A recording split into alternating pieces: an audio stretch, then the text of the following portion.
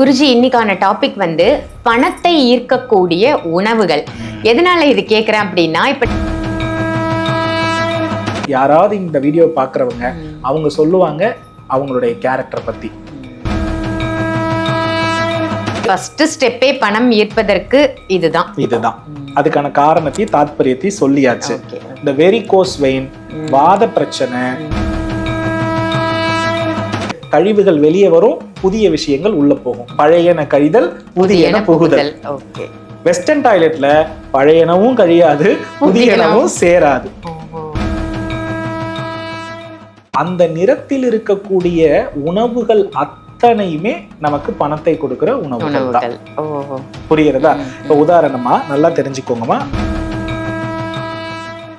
2026ஆம் ஆண்டினுடைய இறுதி ஆன்லைன் வாஸ்து வகுப்பு இது மட்டும்தான். இதற்கு பிறகு அடுத்த வருடம் தான் நம்ம என்ன பண்ண போறோம்னா இந்த வகுப்பை கொடுக்க இருக்கிறோம். ஆகையினால அனைவரும் இந்த வருட வகுப்பை தயவு செய்து பயன்படுத்தி கொள்றது நல்லது.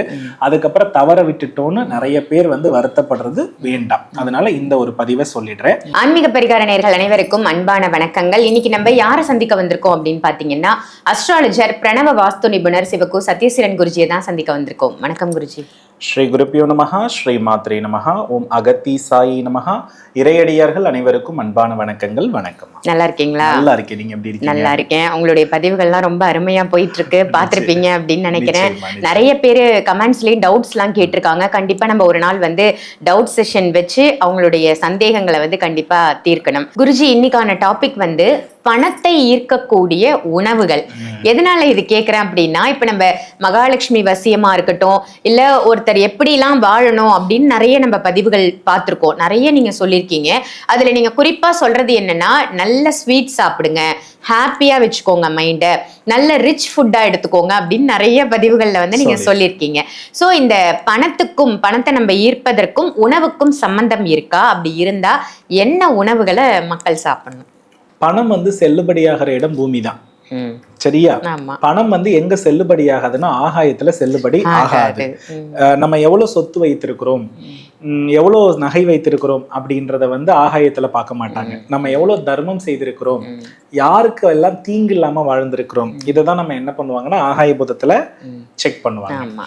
இப்ப பணம் எங்க செல்லுபடி ஆகுது? பூமியில தான் செல்லுபடி ஆகுது. அப்ப பணம் ஒருத்தருக்கு நல்லா இருக்குன்னா அவருக்கு நிலபூதம் நன்றாக வேலை செய்தால் மட்டும்தான் அவருக்கு என்ன நல்லா இருக்கும்? பணம் நன்றாக இருக்கும், வேலை செய்யும். இப்போ இந்த நிலபூதத்தை நம்ம 6 ஆதார சக்கரங்கள்ல நிலபூதம் என்பது எதை மையப்படுத்தி இருக்கிறது அப்படின்னா மூலாதார சக்கரத்தை மையப்படுத்தி இருக்கிறது. இதனுடைய நிறம் நம்ம கவனிச்சு பார்த்தோம்னா பவள நிறம்னு சொல்லுவாங்க. இந்த பவள நிறம் தான் மூலாதார சக்கரத்தினுடைய ஒரு மெயினான ஒரு விஷயம். காளி தேவிக்குன்னு ஒரு பிளட் ரெட் சொல்லுவோம் தெரியுமா? இது காளி தேவி ஆக்சுவலி மூலாதாரத்தின் வெளிப்பாடு தான். ஆசனத்திலேயே காளி ஆசனம்னு ஒரு ஆசனம் இருக்கு. இந்த ஆசனம் மூலாதார சக்கரத்தினுடைய ஒரு மிக முக்கியமான வெளிப்பாடு. இத குறிக்கிற இடம் தான் காமைக்கா. காமைக்கால நீங்க பாத்தீங்கன்னா அங்க கொடுக்கிற பிரசாதங்கள். இந்த மூலாதார சக்கரம் எங்க இருக்குன்னா நம்மளுடைய ஒரு ஆணுக்கும் பெண்ணுக்கும் பிறப்புறுப்பு பகுதி பின்பக்கம். அததான் நமக்கு காமைக்கா டெம்பிள் நமக்கு என்ன பண்ணுதுன்னா எடுத்துரைக்குது. அப்போ அந்த நிறத்தில் இருக்கக்கூடிய உணவுகள் அத்தனையுமே நமக்கு பணத்தை கொடுக்கிற உணவுகள் தான். புரியுறதா? இப்ப உதாரணமா நல்லா தெரிஞ்சுக்கோங்கம்மா, ஒரு நிலபூதம் இருக்குது. இப்ப எந்த நிலத்தை ரொம்ப காஸ்ட்லியஸான நிலம் அப்படின்னு சொல்லுவோம்னா, இருக்கிற மண்ணிலேயே செம்மண்ணுன்னு ஒரு மண் இருக்கு. அந்த மண்ணோடைய விலை என்னைக்கு என்னது? விலை ரொம்ப அதிகமா தான் போகும். காரணம், அந்த மண்ணுல அதிகமான விளைச்சல் சிறப்பா இருக்கும். இப்போ நீர் அதிகமாக இருக்கிற மண்ணிலையும் என்ன பண்ண முடியாது? விளைச்சல் பண்ண முடியாது. அதே போல வெப்பம் அதிகமா இருக்கிற மண்ணிலையும் என்ன பண்ண முடியாது? விளைச்சல் விளையாது. அப்போ அதிக குளிர்த்தன்மை, அதிக வெப்பத்தன்மை, அதிக காற்றுத்தன்மை, இது மூணுமே ஒரு கால பருவநிலையில இருந்துச்சுன்னா அந்த மண்ணு விலை போகாது. அப்படிதான் நம்ம உடம்பு. சரியா? அப்ப நம்ம உடம்புல நிலபூதம்ன்றது எதுனா கழுத்துக்கு கீழ் இருக்கக்கூடிய சதை பகுதி. இந்த சதை பகுதி நம்ம சாப்பிடுற உணவினுடைய வெளிப்பாடு. அப்ப யாருக்கெல்லாம் சதை பகுதி ரொம்ப ஆரோக்கியமாகவும் அழகாகவும் தெளிவாகவும் இருக்கிறதோ அவங்களுக்கு நிலபூத சக்தி ரொம்ப கரெக்டா வேலை செய்யுதுன்னு அர்த்தம். ஓகே, புரியுதுங்களா? அந்த உடல் தோற்றத்திலேயே ஒரு பொலிவும் ஒரு தெளிவும் ஒரு நிறைவும் என்ன பண்ணும்னா இருக்கும். அப்ப அந்த நிலபூத சக்தியை வந்து யார் ஆக்சுவலி நல்லபடியா செயல்படுத்துவாங்கன்னா, இந்த காற்றையும் வெப்பத்தையும் ஈரத்தையும் சமநிலைப்படுத்தணும். இதை கொடுக்கறது முதல்ல பேசிக் ஸ்டெப் ஃபாலோ பண்ணிட்டு உணவுக்கு வரும். இதை செய்யறது எது தெரியுமா? நல்லெண்ணெய் குளியல். எண்ணெய் தேய்ச்சி குளிக்கிறது. லைஃப்ல யாரு வந்து நல்லெண்ணெய் தேய்த்து குளிக்கிறார்களோ அவர்கள் தான் லக்ஷ்மியின் குழந்தைகள். புரியுறதா? இந்த வாழ்க்கையில நான் நல்லெண்ணெயே தேய்த்தது கூட கிடையாது குருஜி, சைனஸ் ப்ராப்ளம் சொல்றாங்க தெரியுமா? இவங்க எல்லாருமே வந்து பாத்தீங்கன்னா அலக்ஷ்மியின் குழந்தைகள். அலக்ஷ்மி கிட்ட என்ன இருக்கும்? கோபம் இருக்கும், பிடிவாதம் இருக்கும், அழகு இருக்காது, டென்ஷன் இருக்கும், பராமரிப்பே இருக்காது. இது எல்லாம் எண்ணெய் தேய்ச்சி குளிக்காதவங்க கேரக்டர் இருக்கும். எண்ணெய் தேய்ச்சி குளிக்கிறாங்க தெரியுமா? இவங்க கிட்ட முன்னாடி நின்னு கடுப்பேத்தினாலும் தெளிவா இருப்பாங்க. உன்னால முடிஞ்சா என்ன அசைச்சு பாரு, சரியா? அந்த மாதிரி ஒரு மனநிலை. அப்ப என்னன்னா, பெண்கள் முதல்ல செவ்வாய்க்கிழமை வெள்ளிக்கிழமையில் நீராடணும். ஆண்கள் புதன்கிழமை சனிக்கிழமையில் நீராடணும். இந்த நல்லெண்ணெய் தேய்த்து குளித்து நீராடக்கூடிய 4 நாட்களும் தாம்பத்தியத்தில் ஈடுபட கூடாது. அதிக வெப்பநிலை உள்ள எந்த ஒரு ஒர்க்கையுமே பண்ண கூடாது. உடல் சூடு அதிகமாகிற எந்த ஒரு ஒர்க்கையுமே என்ன பண்ணக்கூடாது? செய்யக்கூடாது. உதாரணமா உடற்பயிற்சி, யோகா எதுவுமே இந்த 4 நாட்கள்ல என்னைக்கு எண்ணெய் தேய்ச்சி குளிக்கிறீங்களோ அன்னைக்கு பண்ண கூடாது. இதுதான் பேசிக் ஸ்டெப்ஸ். இது இந்த எண்ணெய் தேய்த்து குளிக்க குளிக்க குளிக்க நமக்கு என்ன ஆகுதுன்னா, நம்மளுடைய நில தத்துவம் இருக்குல்ல, இது வந்து சமநிலை அடையுதுமா. சமநிலை அடைகிறதன் மூலம் நம்ம மனசு இந்த கோபம், வெறுப்பு, பிடிவாதம் எல்லா குணத்திலிருந்து சாந்தமாகுது. எண்ணெய் தேய்ச்சி குளிக்கிறதுனால நரம்பு மண்டலமும் ரத்த மண்டலமும் சீராகிறது எண்ணெய் குளியல்ல தான் சித்த மருத்துவர்களே ஒத்துக்கொள்வார்கள். அதுல வந்து ஒவ்வொருத்தரும் ஒவ்வொரு விதமான எண்ணெய் தேய்ச்சி குளிக்கிறதுல சளிக்கும் எண்ணெய் தேய்ச்சி குளிக்கிறதுக்கு சம்பந்தமே இல்ல. இப்ப இந்த சைனஸ் பிரச்சனை வருது, நீர் கோத்துக்குது, அதுக்கும் நல்லா தெரிஞ்சுக்கோங்க. சளின்றது முதல்ல என்னன்னா, நுரையீரல்ல இருக்கக்கூடிய சளிதாமா காப்பாற்ற முடியாத சளி. நம்ம மக்கள் என்ன பண்றாங்கன்னா, த்ரோட்லயும் மூக்குலயும் வரதையே சளின்னு நினைச்சுக்கிறாங்க. உண்மையை சொல்லணும்னா, தொண்டை பகுதியிலையும் மூக்கு பகுதியிலும் சளி வருவதுன்றது யாரு சூரிய ஒளியை காலையில எழுந்து பார்க்கலையோ, யாருக்கெல்லாம் காலை நேரத்துல தன் உடம்புக்குன்னு உடற்பயிற்சி கொடுக்கலையோ, இவங்களுக்கு அடிக்கடி தொண்டை மூக்குலயும் இன்ஃபெக்ஷன் நடந்துகிட்டே இருக்கும். இந்த பொடுகு பிரச்சனை, முதுகுல கொப்பளங்கள் பிரச்சனை இருக்கவங்களுக்கு இந்த ரெண்டுமே அடிக்கடி உண்டு. யாரு வேணாலும் பாருங்க, பின்பக்க மண்டையில எனக்கு டாண்ட்ரஃப் தொல்லை இருக்கு, முதுகுல நிறைய கொப்பளங்களும் பிரச்சனைகளும் அரிப்புகளும் சொரியாசிஸ் மாதிரி செதில்களும் வருதுன்றவங்களுக்கு அடிக்கடி தொண்டையிலும் மூக்குலையும் சளி மட்டும் இருக்கும். டஸ்ட் அலர்ஜி ஒத்துக்காது. இது எல்லாம் நோய் எதிர்ப்பு சக்தியும் நம்ம உடம்புல வந்து பாத்தீங்கன்னா ஜிங்க் அப்படின்னு சொல்றோம் இல்லையா, அந்த விஷயத்தோடைய குறைபாடுதான். இது முதல்ல சரியாகிறதே எதுலன்னா நல்லெண்ணெய் குளியல்ல தான். சோ நல்லெண்ணெயை சூடு பண்ணி தேய்ச்சி குளிச்சோம்னாலே எந்த சளியும் வராது. சூடு ஹீட் பண்ணி நம்ம குளிச்சிட்டோம்னா எல்லாருக்குமே நல்ல பலன் தான். இதுதான் முத விஷயம். இந்த நல்லெண்ணெய் குளியலை யாரு சீரா செஞ்சுக்கிட்டு லட்சுமி வழிபாடு மேற்கொள்றாங்களோ அவங்கதான் நல்லா இருப்பாங்க. ஏன்னா பெண்ணுக்கு வந்து லட்சுமிக்குரிய நாள் செவ்வாயும் வெள்ளியும், ஆணுக்கு லட்சுமிக்குரிய நாள் புதனும் சனியும். இத குளிச்சதுக்கு பிறகுதான் நீங்க பனை ஈர்ப்பு விதி உணவை சாப்பிட்டா பலன் கிடைக்குமான்ற விஷயத்துக்கே வரணும். இத சாப்பிட்டுட்டு ஃபர்ஸ்ட் ஸ்டெப்பே பணம் ஈர்ப்பதற்கு இதுதான். அதுக்கான காரணத்தையும் தாத்பரியத்தையும் சொல்லியாச்சு. இந்த வெரிகோஸ் வெயின், வாத பிரச்சனை இருக்கிறவங்க எல்லாமே நல்லெண்ணெயை தொடாதவங்க தான். இதுதான் உண்மை. அதனாலதான் நல்லெண்ணெயை லட்சுமின்னு சொல்றோம். இது புரிஞ்சுக்கணும். அடுத்து பணம் ஈர்க்கும் உணவுகள்ல வரும். பணம் ஈர்க்கும் உணவுகள்னா ஒண்ணும் இல்லம்மா, நம்ம உடம்ப ரொம்ப குளிர்ச்சியா வச்சிருக்க உணவு எல்லாமே பணம் ஈர்க்கிற உணவு. அப்போ இந்த ரெட் கலர் உணவுகள் எல்லாமே வந்து நமக்கு என்ன பண்ணும்னா, நம்மளுடைய ரத்தத்துல பிராணசக்தியை அதிகப்படுத்தும். மாதுளை பிராணசக்தியை அதிகப்படுத்துவது, பீட்ரூட் பிராணசக்தியை அதிகப்படுத்துவது, அதே போல வந்து ஸ்ட்ராபெரி பிராணசக்தியை அதிகப்படுத்துவது, தக்காளி பிராணசக்தியை அதிகப்படுத்துவது, சிவப்பு நிற பழங்கள் அத்தனையுமே பிராணசக்தியை நமக்கு என்ன பண்ணும்? அதிகப்படுத்தி கொடுக்கும். தேங்காய் பால் பிராணசக்தியை அதிகப்படுத்துவது. இது எல்லாம் நம்ம ஃபாலோ பண்ணணும். ஸோ பணம் இருக்கிற பட்டியல்னு மகாலட்சுமிக்கு நீங்க போய் பாருங்க. நம்ம எல்லாருமே வரலட்சுமி நோம்பு பண்ணுவோம். என்ன உணவு இருக்கு? இட்லி, பால் பாயாசம், இடியாப்பம், மாதுளை ஜூஸ், இந்த ஆவியில் வேக வச்சுதான் இருக்கணும், வறுத்தது பொரித்தது இருக்கக்கூடாது, எல்லாம் சொல்லுவாங்க தெரியுமா?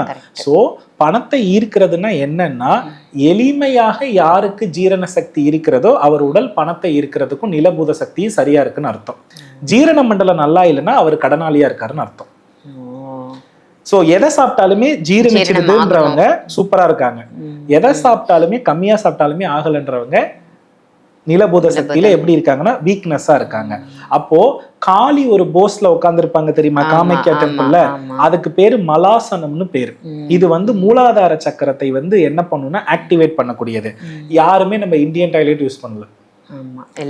ஏன்னா நிலபூதம் சரியா வேலை செய்யணும்னா வாதம் வந்து கரெக்டா என்ன பண்ணணும்னா இருக்கவே கூடாது. இப்ப வாத நோய் இருக்கவங்களுக்கு கை கால் மூட்டு மடக்க முடியாது, அவங்களுக்காக கண்டுபிடிச்சதுதான் வெஸ்டர்ன் டாய்லெட். ஏன்னா கால் மடக்கி அழுத்தி உட்கார முடியாதுன்னு. நம்ம கால் மடக்கி அழுத்தி உட்காரும் பொழுது அந்த கால் ஃபுல் பகுதிகள்லயுமே பிளட் போயிட்டு நம்மளுடைய பிறப்புறுப்பு குதப்பகுதிக்கு ரத்தம் அதிகமாகும்.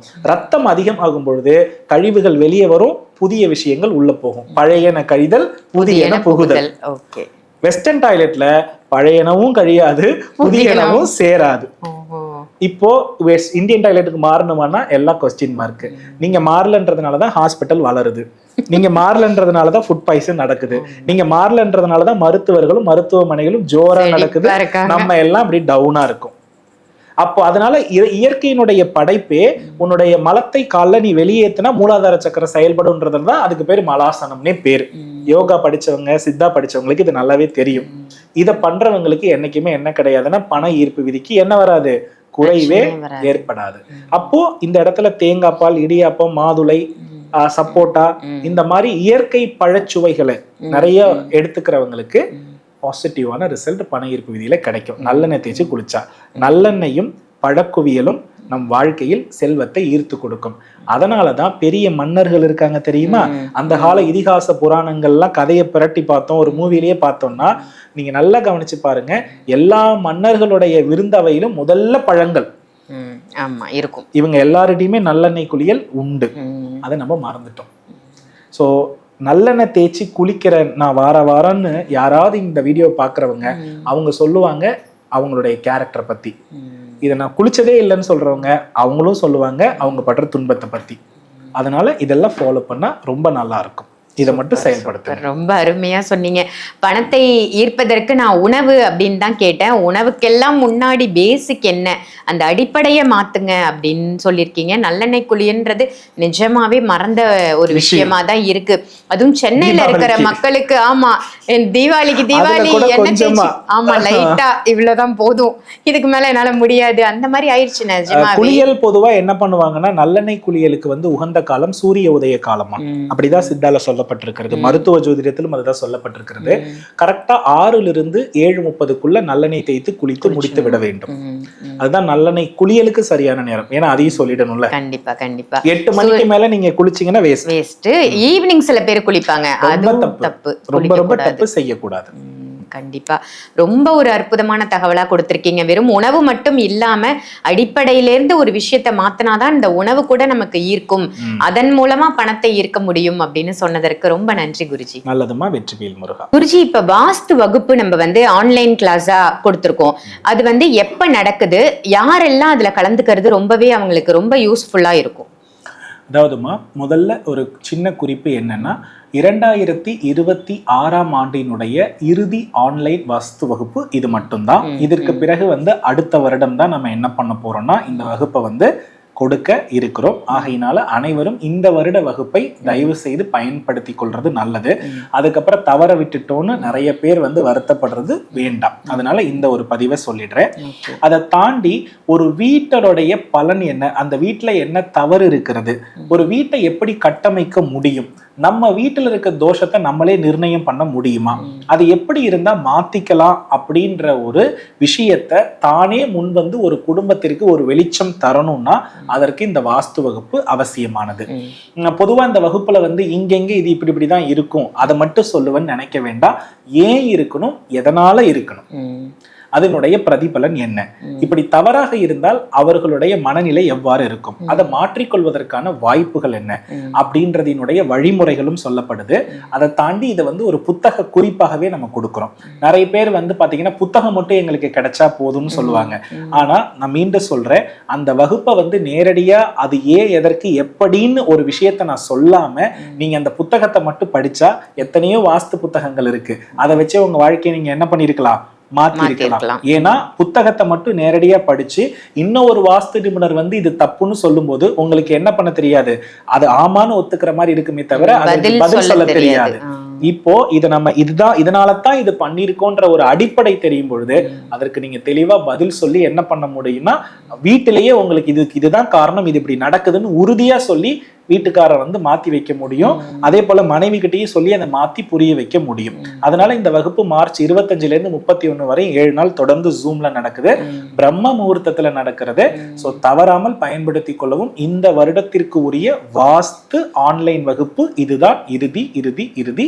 அதனால யாரும் தவறவிட வேண்டாம். நிச்சயமா இந்த பதிவு உங்க எல்லாருக்கும் பயனுள்ள பதிவா அமைஞ்சிருக்கும் அப்படின்னு நினைக்கிறேன். வாஸ்துவை பத்தின உங்களுக்கு விவரங்கள் தெரியணும் அப்படின்னு நினைச்சீங்கன்னா, இந்த வகுப்புல நீங்களும் சேரணும் அப்படின்னு நினைச்சீங்கன்னா, கண்டிப்பா மார்ச் 25ஆம் தேதியிலிருந்து 31ஆம் தேதி வரைக்கும் ஆன்லைன் வகுப்பு, பிரம்ம முகூர்த்த வகுப்பா, அதுவும் இந்த ஆண்டிற்கான ஆன்லைன் கிளாஸ் அப்படிங்கிறது இதுதான் லாஸ்ட் அப்படின்னு குருஜி சொல்லியிருக்காங்க.